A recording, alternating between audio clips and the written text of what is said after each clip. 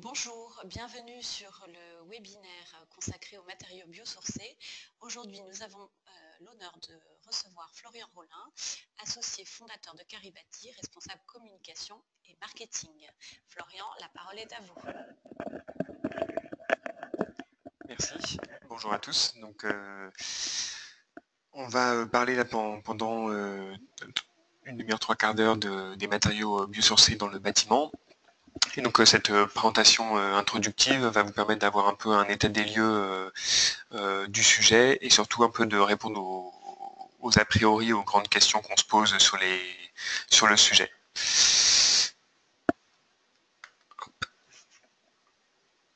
Alors, hop. Alors déjà peut-être pour présenter Caribati, donc ma société, donc je suis moi-même associé fondateur, on est cinq associés fondateurs de Caribati. Et on est une société experte donc des matériaux biosourcés pour le bâtiment. On travaille à la fois sur de l'innovation auprès des fabricants, des territoires, des entreprises. Et donc l'idée c'est en fait d'adresser l'ensemble de la chaîne de valeur, depuis la ressource agricole ou sylvicole jusqu'à sa mise en œuvre dans le bâtiment en passant par la fabrication et l'industrie. Puisque s'il manque un de ces maillons, on n'est pas capable de produire ces matériaux. Donc pour ça, on travaille à la fois avec des territoires, donc là c'est plutôt pour développer de l'économie locale autour des matériaux biosourcés. Je passe assez vite sur certaines slides. On travaille également avec des entreprises et des fabricants, donc ici plutôt sur de l'innovation produit, sur des solutions constructives, l'évaluation technique, la mise sur le marché, et même des projets de R&D. Et enfin, on travaille avec évidemment des acteurs de l'immobilier pour finalement construire ou rénover des bâtiments avec ces matériaux. Donc là, c'est aussi bien des aménageurs, des promoteurs, des constructeurs, des maîtres d'ouvrage, c'est vraiment tout type d'acteurs, des architectes aussi. L'autre spécificité de Caribati, c'est qu'on a aussi souhaité avoir une philosophie d'entreprise citoyenne. Et donc pour nous, ça veut dire travailler aussi sur des actions d'intérêt général dans lesquelles on réinvestit une partie de nos bénéfices. Donc ces actions, elles sont en partie supportées par les pouvoirs publics et en partie sur nos fonds propres. Et on est sur trois types d'actions, de l'expertise, plutôt là sur de la normalisation et de la réglementation, de la R&D, mais qui cette fois-ci va être collective, et également de la promotion et de la communication. Alors on s'appuie évidemment sur beaucoup de partenaires, parce que l'entreprise en elle-même est pas très grande, mais par contre voilà, on travaille avec le FCBA, qui est le centre qui travaille sur le bois, le CSTB de manière plus générale, et puis après d'autres laboratoires qui peuvent travailler sur des sujets plus spécifiques comme la question des moisissures, de la durabilité, les questions incendie, etc. Donc on s'appuie sur des partenaires techniques et aussi sur des partenaires financiers, puisqu'il y a aussi une problématique quand on travaille avec des TPE et des PME de financement. Donc là, on est sur des nouveaux modèles de financement pour ce type d'entreprise. Alors peut-être deux exemples de projets qu'on mène. Le premier, c'est PBIOS, où on est sur de l'analyse de cycle de vie de bâtiments biosourcés. Donc on va faciliter l'analyse de cycle de vie, puisque l'objectif, c'est d'avoir une vision de l'impact environnemental dans les bâtiments. Et un deuxième exemple, là, qui est beaucoup plus de la promotion, c'est un concours d'étudiants pour les étudiants d'école d'architecture sur les bâtiments biosourcés. Donc là, pour lesquels on organise l'ensemble du concours avec tout un tas de partenaires. Voilà, j'en reste là. Si y a des questions, je pourrais y compris y répondre à la fin. Alors, on va entrer dans le vif du sujet avec une première partie qui permet là aussi très succinctement de définir ce que sont les matériaux biosourcés.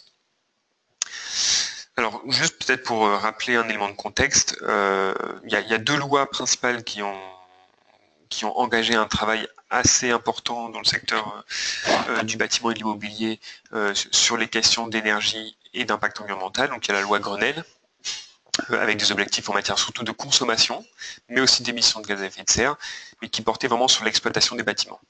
Et dans la loi de transition énergétique pour la croissance verte, donc qui date de 2015, ces objectifs ont été renforcés par des objectifs intermédiaires ou par des objectifs sur, par exemple, les consommations d'énergie finale. Mais on s'intéresse du coup bien aussi aux émissions de gaz à effet de serre dans leur ensemble, donc y compris en phase construction, et c'est ça qui va nous intéresser avec des matériaux biosourcés. Il y a une autre question qui est aussi latente dans la transition énergétique, c'est celle des déchets et de l'économie circulaire, puisqu'il y a un des objectifs, c'est que le secteur du bâtiment réduise drastiquement sa quantité de déchets. Et donc ça, notamment, là aussi, on verra que les matériaux biosourcés peuvent y contribuer. Voilà pour les objectifs. Maintenant, la définition. Alors, il y a beaucoup de termes que vous avez pu entendre autour de celui de matériaux biosourcés, et notamment le plus fréquent, c'est celui d'écomatériaux. Alors un écomatériau, en fait, c'est pas une définition vraiment précise, il n'y a pas de, définition exacte, et on pourrait dire que c'est un matériau qui a fait un effort, ou le fabricant a fait un effort en matière d'éco-conception ou d'impact environnemental.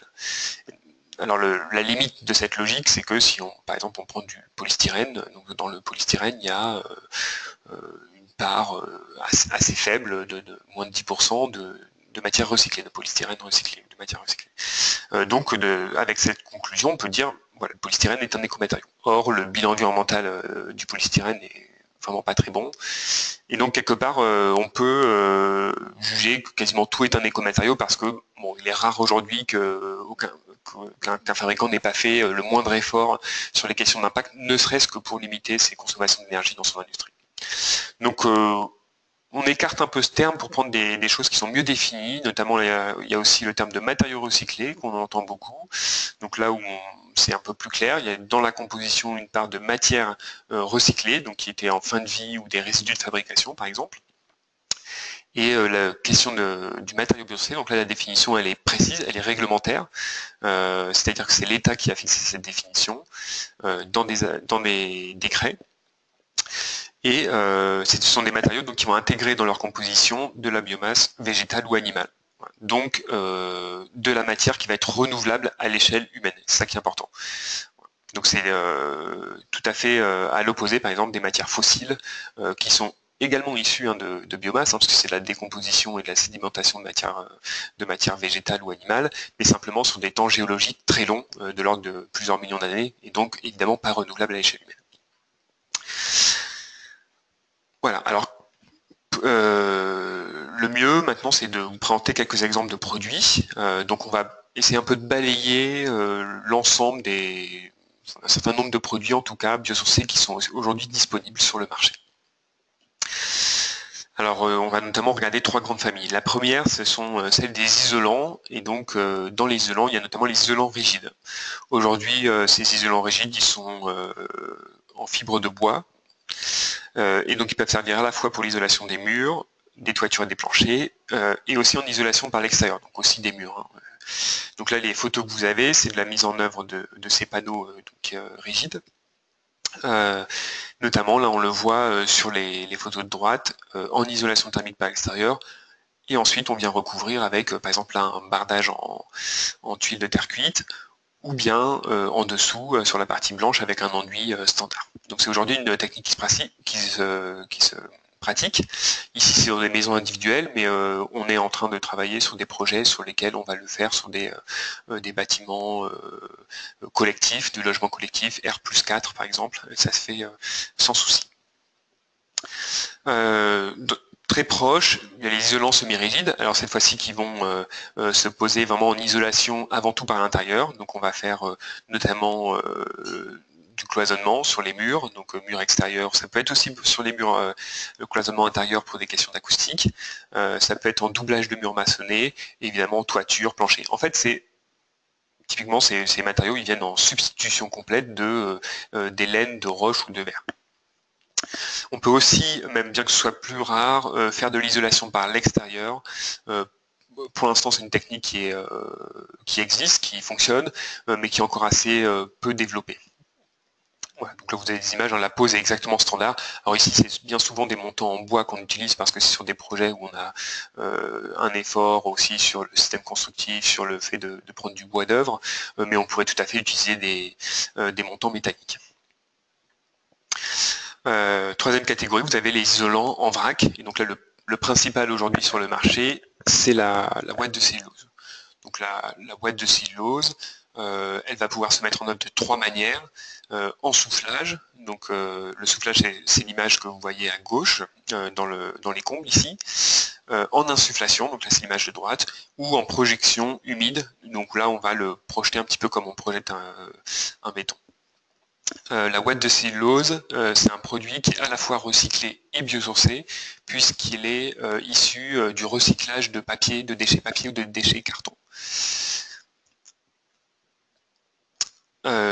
Autre catégorie, alors cette fois-ci davantage en rénovation, on peut utiliser alors ce qu'on appelle un petit peu de manière erronée béton, je préfère le terme d'enduit biosourcé. C'est béton ou enduit biosourcé, en fait ils associent un granulat végétal, donc ici c'est un granulat de chanvre. Donc le chanvre est une culture qu'on rencontre largement en France, il y a plusieurs milliers d'hectares qui sont cultivés, notamment pour la graine, la fibre qui va en papeterie ou en textile technique.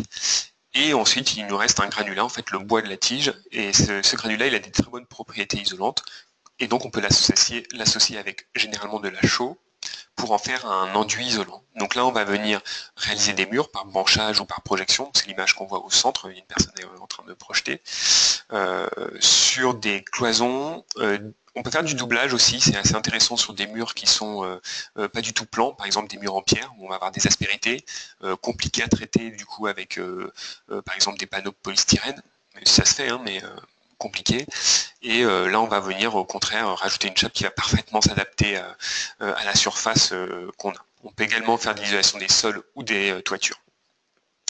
Alors ces bétons ou enduits ne sont pas porteurs, c'est-à-dire qu'ils vont assurer une fonction de remplissage, par exemple en construction neuve, mais jamais la structure du bâtiment. C'est-à-dire qu'il va toujours y avoir une ossature. Généralement, cette ossature est en bois, mais on a vu des projets, j'en présenterai quelques-uns à la fin, où on a une ossature, par exemple en béton ou même métallique. Voilà. La mise en œuvre aujourd'hui est essentiellement manuelle ou de plus en plus avec des machines à projeter. Un autre exemple qui se développe aussi beaucoup en France, c'est la construction paille. Alors la construction paille, elle emploie une ressource qui est aujourd'hui globalement très largement disponible en France, qui est les pailles de blé restantes. C'est-à-dire que la paille de blé, aujourd'hui, on l'utilise évidemment pour l'élevage, hein, soit en fourrage, soit en paillage. On l'utilise aussi pour amender les sols, donc pour nourrir le sol, les sols agricoles. Mais même après avoir fourni l'élevage, les sols, etc., il reste énormément de paille, à tel point qu'on pourrait isoler toutes les constructions neuves de France en paille avec ce qui nous reste. Donc bien souvent, cette paille, elle est perdue, hein, soit elle moisit, ou dans le pire des cas, elle est brûlée. Mais il se trouve que c'est également un très bon isolant. Un peu pour la même raison que le chanvre, c'est que la structure interne de la paille est constituée d'air, et l'air immobile, évidemment, est un bon isolant. Donc là, on va en faire des bottes, et ces bottes de paille, donc c'est des petites bottes hein, qui sont manipulables par un homme, c'est un gros avantage. Ces bottes, on va les caler entre une ossature qui a pile l'anthrax des bottes. Donc on va venir les comprimer dans cette ossature, et elles vont assurer en fait le remplissage de l'ossature. Et en faisant le remplissage, elles vont aussi assurer l'isolation du mur. À tel point que quand on fait un bâtiment avec des bottes de paille, généralement c'est un bâtiment qui est tout de suite passif, donc qui respecte bien au-delà les exigences actuelles en termes de performance énergétique. Ces bottes, évidemment, elles sont contrôlées d'un point de vue de l'humidité. On a aussi contrôlé les questions de performance incendie, ça on le verra plus tard. On a aussi cloisonner complètement la botte, ce qui fait qu'elle est enfermée, et donc on ne peut pas avoir une prolifération, par exemple, on pourrait imaginer, je ne sais pas, une prolifération d'insectes. Alors déjà, les insectes xylophages n'aiment pas la paille, et d'autre part, en plus, les bottes sont complètement enfermées et tellement comprimées qu'il n'y a pas du tout d'espace libre pour ce type d'intrusion. Voilà. La deuxième technique qui se développe beaucoup avec les bottes de paille, c'est la préfabrication de caissons en atelier. Donc là, c'est la photo que vous voyez à droite. Et cette préfabrication, donc elle se fait dans des ateliers de charpentiers en général. Ensuite, on vient déplacer les caissons et les installer avec des grues. Donc là, on a une méthode de construction qui est sans nuisance, rapide, et à des coûts plutôt très compétitifs. Là, on travaille actuellement sur une résidence étudiante où le budget est strictement le même. Simplement, par contre, on a demandé l'utilisation de caissons paille. Alors là, on a vu surtout des produits d'isolation et de gros œuvres, mais il y a également tout l'aménagement intérieur en fait qui peut faire appel à des produits biosourcés. Et donc alors là, la gamme est très vaste, donc ça serait un peu long de tout présenter. Mais on a notamment tout ce qui est revêtement extérieur ou intérieur, hein, donc on peut faire des enduits, des peintures biosourcées, des textiles muraux par exemple, au niveau acoustique aussi pour par exemple des réfectoires, des salles de spectacle ou des salles de réunion. On a des matériaux qui ont des très bonnes caractéristiques, donc des baffles acoustiques ou des dalles de faux plafond par exemple. Et enfin au niveau des sols, si on termine de descendre, on a le linoléum hein, qui a à la base le préfixe de linoléum, c'est le lin, et le linoléum est constitué effectivement en partie à base d'huile de lin. On a également tout ce qui est parquet bois et même plus généralement on pourrait citer tout bois d'œuvre, hein, mais il y a aussi des parquets liège, des sous-couches acoustiques qui au lieu d'être en matière pétro-sourcée sont intégralement biosourcées. Voilà, on a tout un tas de produits qui peuvent finalement aller dans quasiment tous les postes du bâtiment. En fait, aujourd'hui, là, quasiment les seuls postes qu'on ne sait pas faire en biosourcé, ça va être tous les réseaux électriques, tous les gainages électriques et toute la partie aussi réseau fluide. Et bien évidemment, après, les équipements de chauffage, etc. Voilà un petit tour d'horizon, hein, c'est assez rapide, mais des principaux produits qu'on peut trouver aujourd'hui. Alors la partie suivante, pour moi elle est importante parce que quand on présente les matériaux biosourcés devant des acteurs de l'immobilier, il y a toujours un peu des réticences à cause de certains a priori. Donc là je vais en aborder 5 qui sont un peu les arguments qu'on nous oppose les plus fréquemment et puis je vais essayer d'y répondre. Alors le premier c'est le coût. Évidemment, la première contrainte dans un bâtiment c'est le coût qu'on est prêt à y mettre.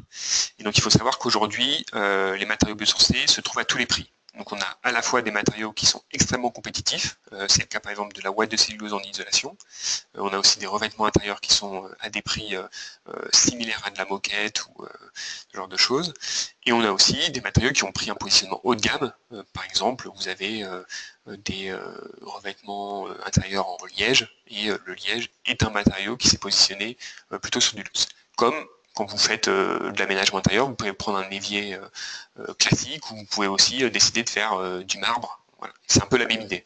Mais en tout cas, on a beaucoup de produits qui sont compétitifs aujourd'hui et dont les prix continuent de descendre en plus en ce moment. Un petit exemple peut-être. Donc là, j'ai pris juste un exemple de prix, donc c'est tiré de Batiprix, hein, ça date d'il y a à peine quelques mois, pour l'isolation des combles. Donc vous voyez que sur l'isolation des combles, donc ce qui nous intéresse, hein, c'est la partie vert foncé, qui est le coût du matériau, et on voit que la fibre de cellulose, donc la ouate de cellulose, est largement, même aujourd'hui, qui est ultra compétitive par rapport à d'autres produits. Alors, évidemment, là j'ai pris un cas qui est extrêmement favorable. Si on regardait par exemple l'isolation des murs, on est plus dans les mêmes ordres de prix. Ouais, mais en tout cas, on arrive à trouver des alternatives et à faire des projets intégralement biosourcés qui sont intéressants. Je reviendrai un peu plus, peut-être un peu plus sur la question du prix, si besoin. Deuxième point, la question de l'approvisionnement. Alors c'est évidemment important aussi. Où est-ce qu'on va aller chercher ces matériaux biosourcés? Est-ce que ça va être plus compliqué, etc. Alors il faut savoir qu'aujourd'hui, les grands distributeurs distribuent tous des matériaux biosourcés. C'est le cas de Point P, de tous ceux que vous connaissez très bien. Alors simplement, ils n'ont pas, d'une part les commerciaux ne sont pas toujours au courant, connaissent pas forcément bien les techniques, donc c'est pas ce dont ils vont parler en premier. Et d'autre part, c'est pas toujours non plus ce qui est mis en tête de gondole dans les magasins. Donc parfois il suffit d'en parler pour savoir qu'en fait on peut tout à fait être approvisionné à côté de chez soi. Il y a aussi tous les réseaux de distributeurs spécialisés, donc là c'est les distributeurs d'éco-matériaux notamment, qui eux vont apporter en plus un conseil plus spécialisé. Et puis évidemment, alors sur des chantiers plus importants, nous on travaille directement généralement avec les fabricants pour livrer sur le chantier, ou quand on est sur de la préfabrication, livrer en atelier pour préfabriquer. Donc aujourd'hui, sur l'ensemble des projets qu'on a réalisés, l'approvisionnement n'a jamais été un souci. Troisième point, la difficulté à les mettre en œuvre. Alors là aussi, on peut se demander s'il y a des techniques particulières. Alors c'est vrai, il y a quelques matériaux biosourcés qui comportent des techniques spécifiques, mais pour la plupart, en fait, la mise en œuvre est similaires, voire même identiques aux matériaux traditionnels. Alors c'est évidemment le cas des panneaux et des isolants rigides ou semi-rigides, hein, où là il y a vraiment très peu de spécificité, et donc pas de formation spécifique. Hein. Et par contre, voilà, il y a deux techniques aujourd'hui qui nécessitent des formations. C'est les bétons de chambre. Les bétons de chambre, c'est une formation qui est dispensée auprès des artisans de 3 jours. Où on apprend voilà, surtout les dosages, la manière de le mettre en œuvre, les temps de séchage, voilà un peu toutes les spécificités qu'il y a par rapport à cette technique. Et la deuxième technique spécifique, c'est la construction paille. La construction paille, c'est une formation de 5 jours qui s'appelle la formation Pro Paille et qui est dispensée à tous les acteurs de la construction. Donc c'est à la fois des architectes, parfois des maîtres d'ouvrage, des artisans, des charpentiers qui viennent se former. Donc vous voyez que dans tous les cas, en 5 jours, on est très bien formé sur les techniques qui sont vraiment, encore une fois, les plus complexes, hein, parce qu'on est sur la construction paille sur un système constructif complet. Alors quatrième point, la question des assurances, et derrière de la garantie décennale évidemment, mais aussi des aides fiscales. Alors sur les assurances, aujourd'hui, ces matériaux biosourcés, ils sont suffisamment employés pour avoir passé toutes les évaluations techniques nécessaires. Donc il y a soit des avis techniques, parfois des DTU, et aussi, ce qui se fait beaucoup, c'est des règles professionnelles. Donc il y a une sorte d'assurabilité, mais qui est donnée à une technique en entier. C'est le cas par exemple pour la construction paille ou le béton de chambre qui ont fait des règles professionnelles parce que c'est l'ensemble des professionnels de la filière et qui ont rédigé leurs propres règles de mise en œuvre. Ces matériaux aussi, à partir du moment où ils viennent assurer des fonctions importantes dans un bâtiment, ils ont été testés, on a réalisé des essais et ça a été validé au même titre que n'importe quel matériau. Il n'y a pas de passe-droit pour les biosourcés. Le CSTB a strictement les mêmes exigences et donc on a des matériaux qui sont autant contrôlés que les autres. Donc si vous pouvez les mettre en œuvre dans un bâtiment, c'est que c'est fiable. Voilà. Au niveau des aides, ils répondent aussi aux aides. Alors il y a eu des changements, ce qui fait que tout le monde n'est pas toujours au courant, mais par exemple les aides aussi, comme le crédit d'impôt, les matériaux biosourcés rentrent dans ces aides. Voilà.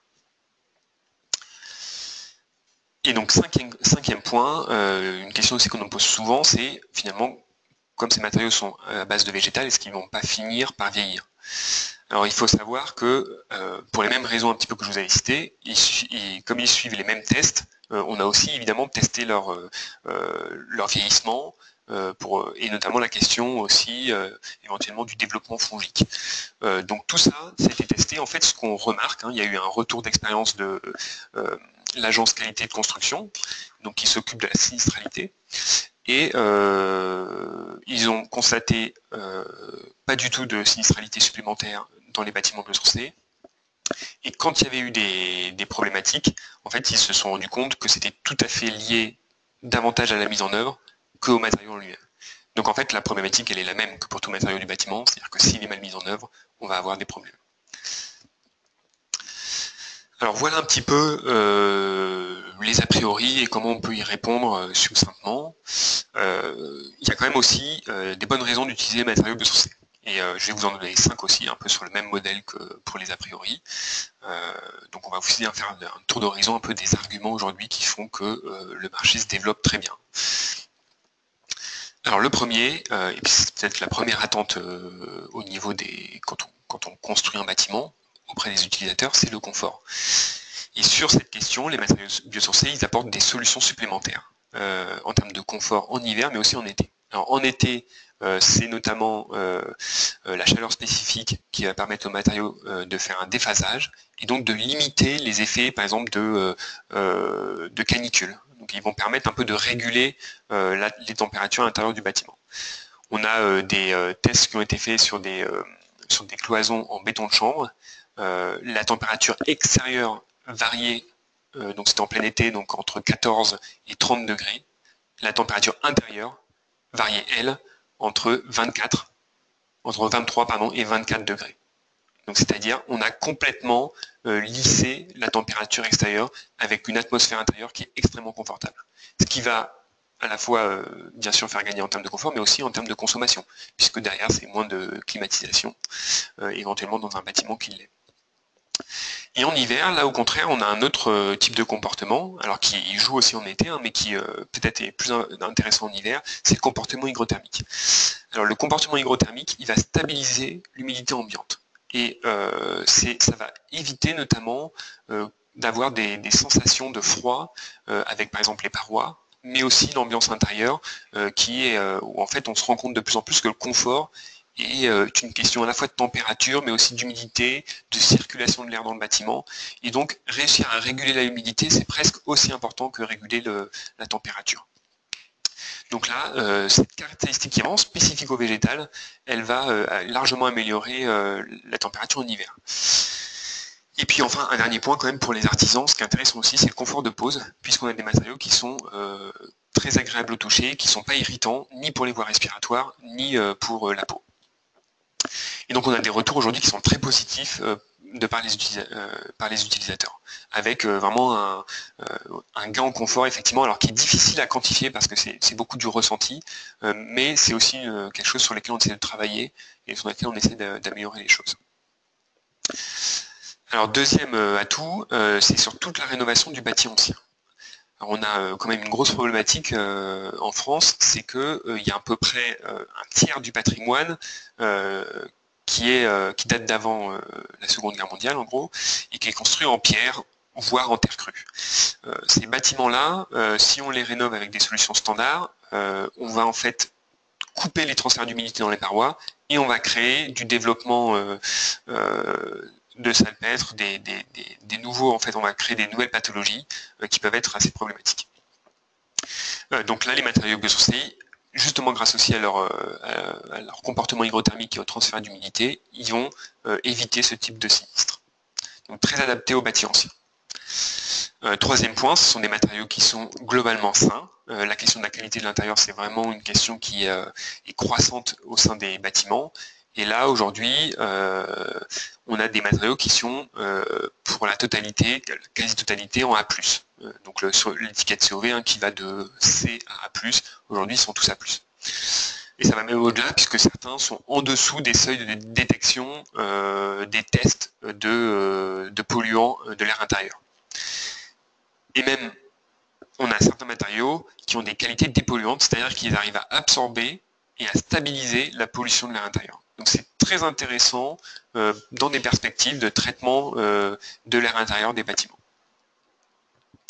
Alors quatrième point, il y a la réglementation. Alors évidemment, c'est le point de vue de l'État, mais qui pousse énormément vers les matériaux biosourcés.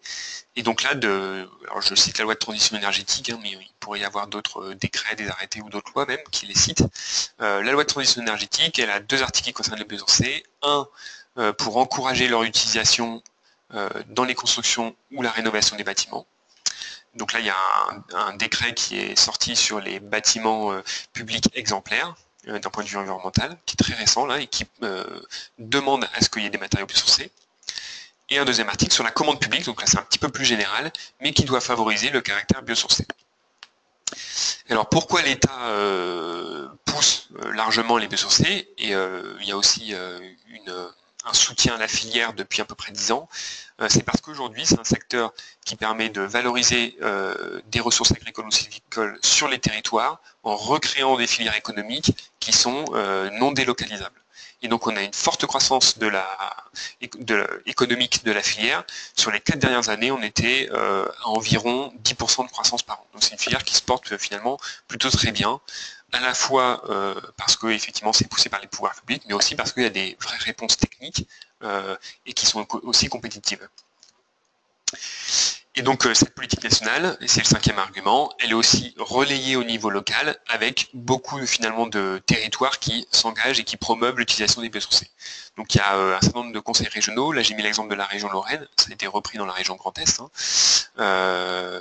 qui a mis en place une aide pour l'utilisation des matériaux biosourcés, mais on a aussi ça au niveau des communautés d'agglomération, dans des opérations programmées d'amélioration de l'habitat, les OPH. Et donc, voilà, finalement, à tous les échelons des territoires, on retrouve des aides, alors, un peu toujours différentes, ça qui est peut-être un peu compliqué, mais en tout cas, il y a souvent, fréquemment, il y a des aides qui peuvent aider et qui peuvent aussi vous aider dans vos projets à intégrer des biosourcés. Alors, un petit focus sur la partie technique. Je vais aller assez vite parce que ça va reprendre un certain nombre d'arguments que j'ai déjà donnés, donc j'ai passé un petit peu certaines slides, mais vous aurez le contenu et ça vous permettra de vous y référer s'il y a besoin. Donc on est sur de la matière végétale, c'est un premier point, et c'est ça qui fait qu'il y a des caractéristiques spécifiques qui sont assez innovantes. On a des matériaux qui ont à peu près toutes les masses volumiques, donc on va avoir des matériaux qui sont très légers, très hygroscopiques, et au contraire des matériaux qui vont faire du remplissage de parois, qui vont être très solides. Ils vont permettre aussi de stocker de la chaleur, donc ça c'est ce que j'avais expliqué avec le phénomène d'amélioration du confort d'été.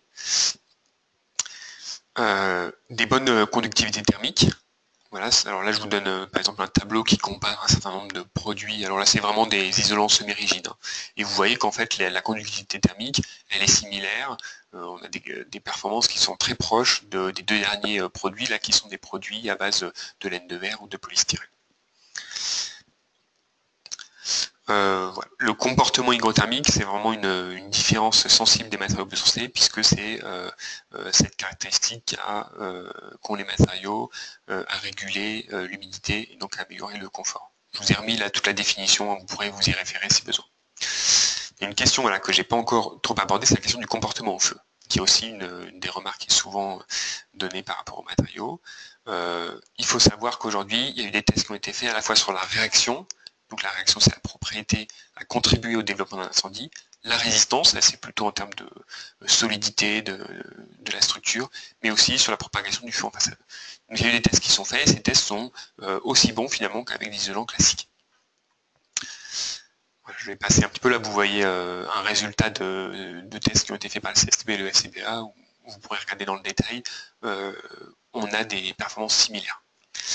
Voilà un test qui a été fait sur la paille, dans le cadre de l'école Louise Michel à Issy-les-Moulineaux, qui était sur plusieurs étages, et donc on voulait vérifier que la paille n'allait pas aggraver des incendies en façade.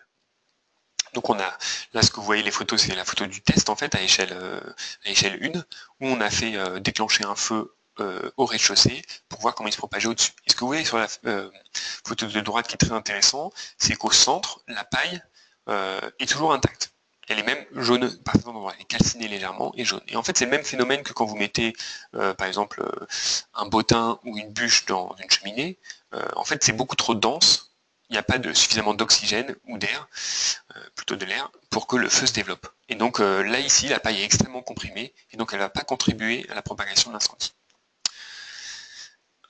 Dernier point technique qui est important, c'est la performance environnementale. Aujourd'hui, si on met en œuvre des matériaux biosourcés, c'est avant tout, c'est aussi pour des raisons environnementales.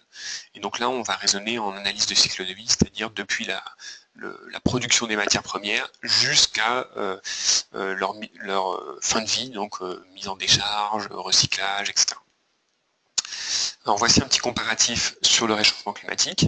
On a mis des produits isolants. Et ce que vous voyez en fait, c'est que, alors il y a plusieurs remarques. La laine de roche et le polystyrène sont effectivement plus impactants. Par contre, sur les isolants en fibre de chanvre ou en fibre de coton, on a des impacts qui sont supérieurs à la laine de verre. Alors il y a plusieurs raisons à ça. La première, c'est que la manière de faire ces mesures est plus favorable à des très grosses industries qui peuvent justifier plus facilement de filières de recyclage, qui sont là depuis longtemps, etc. Donc les scénarios sont plus favorables. Et la deuxième raison, c'est que les isolants semi-rigides en chanvre ou en coton, ils intègrent une part de fibres plastiques, alors qui est petite, hein, c'est de l'ordre de 5 à 10%, et donc c'est cette part-là qui vient amoindrir le bilan, qui vient alourdir le bilan environnemental. Donc aujourd'hui, les industriels travaillent à remplacer évidemment ces fibres par des fibres qui vont être beaucoup moins impactantes. Et c'est le cas où d'ailleurs, quand vous voyez la ouate de cellulose, là pour le coup, il n'y a pas de liant, hein, c'est un matériau vrac, et donc là le bilan est très bon. On a à peu près les mêmes conclusions sur l'énergie grise, avec là un avantage pour les matériaux recyclés, puisque le fait d'être du fier recyclage permet d'utiliser moins d'énergie. Ouais, donc peut-être en résumé, pas mal de retours d'expérience sur des constructions biosourcées, et donc aujourd'hui on a un bon retour avec une fiabilité vraiment des techniques. Une vigilance à avoir sur la mise en œuvre, comme pour tous les matériaux, mais pas mal de formations qui existent aujourd'hui. Et puis enfin, sur l'aspect environnemental, il faut vraiment essayer de rationaliser ça, c'est-à-dire qu'il y a des analyses à faire, c'est ce qu'on fait nous sur les projets, c'est-à-dire quand on prescrit des matériaux, on prescrit pas aveuglément des matériaux biosourcés, on le fait quand vraiment il y a un intérêt technique et environnemental, et que ça répond aussi aux exigences économiques du projet. Alors, une partie peut-être sur les questions économiques. Je vous ai remis quelques graphiques un peu plus détaillés sur les questions de coûts. Donc là, vous avez une série sur les revêtements de sol, les revêtements de murs, les isolants de couverture, en contre-cloison, et les isolants vrac que j'avais déjà montré. Vous verrez à chaque fois que on a des prix qui sont similaires sur les matériaux. Ce qu'il faut tirer comme conclusion, c'est plutôt à l'échelle de la construction entière. Quand on regarde ça, donc là c'est les statistiques, c'est le BOCCRF qui fait les statistiques sur les prix de la construction, on voit qu'en fait les isolants, les revêtements de mur ou les revêtements de sol, ils représentent moins de 2% d'un coût de construction. L'essentiel, c'est évidemment de la main d'œuvre, une partie de commercialisation, etc. Et après, on a plutôt toute la structure, par exemple en ciment ou en béton, du transport, de l'énergie, qui vont coûter assez cher. Donc ça veut dire que même si on prend un isolant, mettons, qui est dans le pire des cas, qui est 20% plus cher, l'impact sur le coût de construction, ça sera de 0,4%. Ça permet d'un peu de relativiser un prix à l'achat qui peut paraître parfois plus cher, même si encore une fois aujourd'hui on arrive à trouver des prix vraiment similaires. Et même si on veut prendre un matériau qui est un peu plus qualitatif, qui est plus onéreux, on maîtrise quand même largement les coûts au final. Alors justement, si on regarde à l'échelle bâtiment, peut-être deux études que je vous montre rapidement. La première, elle a été faite sur des pavillons. Donc là, ça date un petit peu, hein, c'est une étude qui a quelques années, mais c'est intéressant parce qu'on a construit deux pavillons classiques, donc du parpaing, et deux pavillons en béton de chanvre, avec ossature bois. Alors il y a un écart de prix qui est important sur cette opération, entre le biosourcé et le non biosourcé, alors qui était dû notamment au fait que la filière sur la région était naissante, donc peu de concurrence, pas d'entreprise qui faisait de la projection, donc ça a été du banchage, et le banchage c'est une technique qui est plus onéreuse. Et par contre, ce qu'ils ont constaté, donc là c'était un bailleur social, ils ont constaté un retour par contre et un impact sur l'économie locale qui était plus important. Donc ça veut dire par exemple pour des collectivités ou justement certains bailleurs sociaux, ça peut être aussi intéressant de s'intéresser à cette question. Aujourd'hui, je pense que si on referait ces pavillons, l'écart serait beaucoup plus réduit parce que la filière a beaucoup évolué depuis et je le montrerai tout à l'heure, on a quelques exemples quand même de construction chanvre qui sont relativement compétitives. Deuxième étude qui est aussi intéressante, c'est sur de la construction bois en Ile-de-France. Là simplement ce que je veux mettre en avant, c'est que si on accepte la première ligne de ce tableau qui était avec de la fibre bois dense, la deuxième ligne c'était de la fibre bois semi-rigide, donc comparable en termes d'utilisation à la laine de roche ou la laine minérale. Et ce qu'on voit c'est que le montant en termes de mètres carrés de chaume ou en pourcentage du coût total est vraiment similaire à des laines traditionnelles. Donc on arrive à faire des projets avec des isolants biosourcés sans que le poste représente un surcoût. C'est une conclusion assez importante. Je vous ai mis la fin aussi de cette étude pour que vous ayez toutes les informations. Et puis enfin, peut-être pour synthétiser un petit peu la notion sur cette notion de coût, voilà un peu à brûle pour point un ensemble d'opérations qui ont été faites, qui sont aussi bien du tertiaire, du logement, toute taille, avec différentes techniques biosourcées. Il y a vraiment là un panachage de l'ensemble. Et on a regardé aussi le coût de construction in fine. Et ce qu'on voit, alors ces coûts de construction ne sont pas comparables entre eux, parce que la manière de calculer les coûts de construction n'est pas toujours la même, etc. Mais par contre, ça permet de voir d'un coup d'œil qu'on a des coûts de construction qui sont extrêmement diversifiés. Et ça nous indique que finalement, le critère biosourcé est peut-être pas quand même le critère principal qui explique un coût élevé ou non.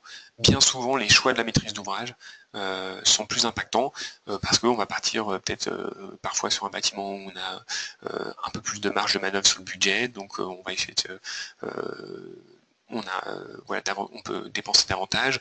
Dans certains cas aussi, on est sur, par exemple, de l'hôtellerie de luxe, on va pas du tout avoir les mêmes budgets. Voilà. Et donc, ça dépend finalement pas mal aussi d'autres critères comme le foncier, etc. Donc, en résumé, le marché se développant beaucoup, tous les prix ont tendance à réduire. Et sur les isolants, c'est assez flagrant. Sur les dernières années, on a eu vraiment une baisse drastique des coûts. Il y a un a priori systématiquement quand on parle des biosourcés, c'est le prix. Il est globalement injustifié parce qu'on arrive à faire à des coûts similaires. Et puis finalement, on se rend compte que sur l'ensemble d'un bâtiment, il y a plein d'autres paramètres qui jouent et les biosourcés, c'est peut-être pas ce qui joue le plus. Voilà. Alors je crois qu'il ne nous reste plus beaucoup de temps. On va juste peut-être voir quelques exemples de réalisation. C'est quand même assez intéressant. Donc là aussi, je vais peut-être me focaliser sur quelques-uns parmi tous ceux que je vous ai mis. Par contre, vous aurez à chaque fois le récapitulatif du bâtiment en entier. Alors, pour commencer, peut-être une rénovation de maison mitoyenne à Cluny. Alors, ce projet il est assez intéressant. Donc, c'est une grosse rénovation. C'est une rénovation complète d'une maison qui était du XIIe et du XVIIIe siècle. Il y a deux parties dans cette maison. Et ce qui est assez intéressant, c'est qu'on a utilisé à la fois des biosourcés, donc en isolation thermique par l'extérieur, au niveau des murs, mais il y a certains endroits spécifiques où c'était plus compliqué, par exemple les planchers, où là on a utilisé une technique traditionnelle, donc là du conventionnel plutôt, pardon, là ici c'était du polyuréthane. Et par contre, là dans les combles, à nouveau on pouvait utiliser des biosourcés, et on a utilisé de la boîte de cellulose. Donc vous voyez que finalement, en fonction des cas, et c'est un peu une règle générale, hein, c'est vraiment le bon matériau au bon endroit. Et donc là, on a associé les différentes techniques, certaines biosourcées et certaines conventionnelles. Voilà, une autre rénovation donc, sur laquelle j'ai peut-être passé pour montrer des choses différentes. Alors ici aussi, ce projet il est aussi intéressant, donc pareil, hein, c'est une rénovation de longère. Ici, on a utilisé une isolation thermique par l'extérieur en polystyrène, donc là vraiment quelque chose de très standard. Par contre, on a pu, sur les combles, sur les rampants, utiliser à la fois du liège et de la fibre de bois. Donc, sur certains endroits de la maison, et notamment là, ça va permettre vraiment d'atténuer les problématiques de pic de chaleur en été. On a utilisé ces matériaux pour cette caractéristique très intéressante qu'ils ont.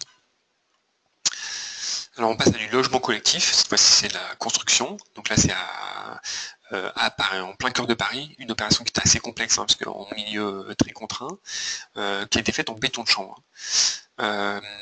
C'était fait par un bailleur social, hein, c'était Paris Habitat qui avait mené ce projet. Ici on a une structure porteuse mixte, du béton armé avec une ossature secondaire en bois, et on vient rajouter une isolation en béton de chambre projeté sur l'ensemble des façades.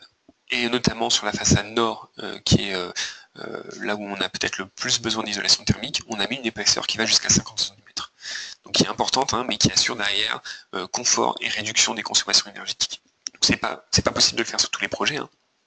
Mais là en tout cas c'était une vraie volonté de la maîtrise d'ouvrage. Et alors le coût finalement du bâtiment peut paraître assez élevé, mais on avait le retour de Paris Habitat, hein, c'est que sur ce type de patrimoine là, très contraint, finalement ils sont quand même généralement sur des coûts assez similaires. Alors complètement différent, là c'est cette fois-ci sur du patrimoine plutôt diffus, alors petit collectif. On est sur à peu près une cinquantaine de logements, avec là aussi encore une fois une structure qui n'est pas du tout biosourcée, puisque c'est du béton encore une fois, avec par contre une isolation par l'intérieur avec du métis. Donc le métis c'est du coton recyclé, donc un isolant biosourcé et recyclé à la fois. Cet isolant il a été mis en œuvre dans une ossature bois comme on a vu les photos au début de ce webinaire. Finalement, pas énormément de biosourcés dans l'ensemble de l'opération, mais quelque part une association assez intelligente d'une structure en béton et d'un isolant biosourcé. Donc voilà. Même si l'opération finalement elle change pas vraiment les pratiques constructives sur le bâtiment, et ben on a quand même mis des biosourcés à un poste où c'était pas trop compliqué pour commencer. Et c'est quelque part une approche assez modérée, mais qui permet finalement de faire une première opération sans prendre trop de risques, et qui peut permettre après d'aller peut-être plus loin, pourquoi pas la prochaine, de faire de la construction paille, peut-être quelque chose de plus innovant. Voilà, c'est une autre opération alors qui est intéressante pour notamment l'utilisation de boîtes de cellulose en isolation par l'extérieur, c'est assez rare. Et par l'économie globale qui ont été faits de par des astuces constructives sur le projet. Ce qui fait que le projet est sorti à un coût qui est extrêmement compétitif. Donc c'est évidemment pas possible forcément sur tous les projets, il y a des conditions qui étaient favorables, mais ça c'est intéressant de voir qu'on arrive, si la contrainte de prix est vraiment très prégnante, on peut tout à fait quand même incorporer des biosourcés et réussir une opération. Alors, cette opération-là, vous en avez peut-être entendu parler, c'est le plus haut bâtiment de logement en bois de France à l'heure actuelle. Il y a d'autres projets qui sont en train de se construire, mais actuellement c'est plus haut. C'est un R+7 qui a été construit avec une ossature bois. Et ce qu'on sait moins parfois, c'est qu'il a été isolé avec de la paille. Donc en fait, on a fait des panneaux, préfabriqués des panneaux en atelier, à partir de bois massif. On a pris du bois local, il y a eu aussi cet effort-là de fait, et ces caissons ont été préfabriqués en atelier, on a rempli la paille et après on est venu poser les caissons sur le chantier avec une grue.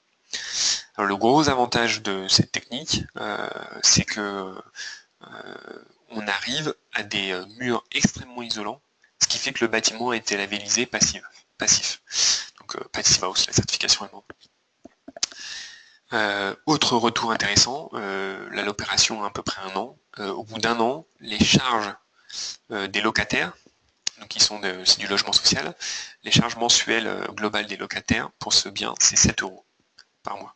Donc on a vraiment derrière ensuite une performance énergétique très haute, et qui permet aussi d'alléger les charges. Et c'était intéressant là pour le bailleur social, puisque tout ce que les locataires ne payaient pas en charge, finalement c'était d'autant plus du coup facile de payer les loyers et éviter donc des impayés. Donc il y avait aussi une vraie logique derrière, un peu long terme, par le Toit Vosgien qui était le maître d'ouvrage. Voilà, donc ça c'était un peu du logement, là je vais passer à quelques exemples en tertiaire. Un projet qui est assez ancien, qui est une médiathèque à Saint-Aignan. Ici, il y avait à la fois de la réhabilitation et une partie neuve. Sur la partie neuve, on a fait de l'ossature bois en Douglas, qui n'est aussi de pas trop loin, de l'isolation en boîte de cellulose et de la fibre de bois pour les murs. Voilà, donc là, une association assez classique finalement de bois, boîte et fibre de bois. Un exemple qui est peut-être un peu plus innovant, ici c'est un petit hôtel qui a été fait avec des panneaux préfabriqués en béton de chanvre. Donc ça veut dire qu'on a là aussi encore une fois un atelier, on a coulé des panneaux qui comportaient un voile de béton de chanvre et un voile de béton léger qui assure la structure. Et ensuite on vient poser ces panneaux avec des grues sur le chantier. Donc là aussi voie sèche, peu de nuisance, et puis une qualité d'exécution qui est normalement très bonne. C'est un autre bâtiment alors celui-là qui est intéressant parce qu'ils sont vraiment allés très très loin dans la démarche d'intégration des biosourcés. Donc là c'était une maison de l'enfance. On a évidemment une structure en bois, un remplissage en bottes de paille, mais aussi l'utilisation de laine de chanvre, de fibres de bois, qu'est-ce qu'il y avait encore, et du bernage bois à l'extérieur. Donc on a utilisé vraiment différentes techniques en fonction des façades, pour essayer un peu d'optimiser l'isolation, l'inertie des parois, etc. Et donc ce projet intègre une part vraiment très importante de matériaux biosourcés. Ce que vous avez là, la dernière ligne des slides qu'on a précisé à titre indicatif, c'est le niveau qui sera atteint sur le label bâtiment biosourcé. Donc ce label, c'est un label réglementaire qui a été mis en place par l'État qui comporte 3 niveaux. Donc là évidemment on est au niveau maximum. Un exemple que j'aime bien citer, alors pas forcément pour la technique ou quoi, mais plutôt parce que c'est le siège social d'un bureau de contrôle. Donc souvent l'acteur qui peut parfois un peu poser souci sur des techniques innovantes, c'est le bureau de contrôle, hein. Son rôle c'est d'être vigilant. Et vous voyez qu'il y a des bureaux de contrôle qui n'hésitent pas du tout à aller sur des techniques innovantes. Là c'était entre des panneaux préfabriqués aussi, en bois. Alors là clairement le but c'était de faire un bâtiment démonstrateur, hein, donc le budget est à l'avenant. Voilà. Un autre exemple de bureau là, qui a été fait avec des blocs de chanvre, donc c'est des parpaings préfabriqués qui ont été utilisés pour les parois extérieures, et puis aussi petite utilisation intéressante pour des salles de réunion. On les laissait à nu dans des salles de réunion pour améliorer l'acoustique intérieure. Et puis deux projets en rénovation, une rénovation à Paris qui était une surélévation de bâtiment, où on a en fait rajouté un étage, ce qui a permis de financer la rénovation des étages inférieurs, parce qu'on a créé du foncier, et on a créé cet étage en bois, structure bois. Alors ça c'était presque obligatoire parce que ça évitait en fait d'avoir à renforcer les fondations, ce qui était complètement impossible, et puis une isolation en laine de chanvre. Et un autre exemple à Tours, ici c'est la rénovation d'un ERP de bureau, où on a fait une isolation thermique par l'extérieur avec de la fibre de bois. Et derrière on a mis un bardage. Donc ça c'est vraiment un gros bâtiment qui a été fait comme ça, et c'est assez intéressant pour notamment tout le traitement des ponts thermiques. Donc c'est aussi possible de faire ça, de l'ITE avec des biosourcés. Oui, voilà. Merci Florian. Pendant que nous prenons connaissance des différentes questions qui sont posées par les utilisateurs, moi j'ai d'ores et déjà une question. Vous avez évoqué des matériaux biosourcés dépolluants. Est-ce que vous pouvez nous donner quelques exemples? Quels sont-ils? Merci.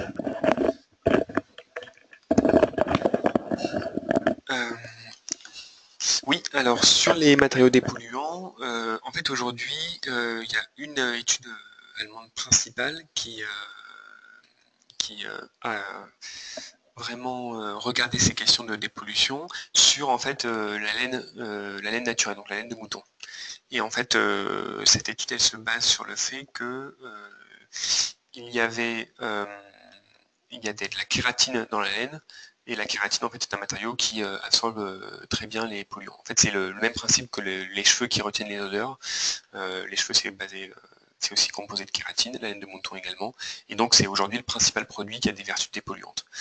Donc, les matériaux qu'on retrouve à base de laine pour la dépollution, c'est des panneaux de cloisonnement. Donc, c'est un peu du type BA13, mais qui est avec de la kératine en plus. On trouve aussi des panneaux, des baffles acoustiques, donc on va utiliser aussi la laine pour ses qualités à la fois de acoustique et de dépollution. Et puis on trouve quelques produits comme de la moquette, du revêtement intérieur, etc. Pourriez-vous également nous rappeler, vous avez évoqué l'échelle l'échelle à 3 niveaux, critères bâtiments biosourcés. Pouvez-vous nous préciser à quoi correspondent ces 3 niveaux, s'il vous plaît, Florian? Merci. Alors, effectivement, donc là, sur le label bâtiment biosourcé, en fait, il y a plusieurs exigences. L'une des premières, c'est une quantité de biomasse incorporée par mètre carré de surface plancher. Donc, sur ce critère-là, on a donc une attente qui est déjà différente en fonction de la typologie de bâtiment. Donc si c'est de la maison individuelle, du logement collectif ou d'autres types de biens. Et ces 3 niveaux, donc, ils vont nous donner une quantité en termes de kilogrammes par mètre carré de surface plancher de matériaux biosourcés incorporés. Par exemple, pour la maison individuelle, on commence à, alors je n'ai pas les chiffres exacts en tête, mais on commence à peu près à 40 kg par mètre carré de surface plancher, et on va jusqu'à 80 pour le niveau le plus exigeant. Merci beaucoup pour ces précisions.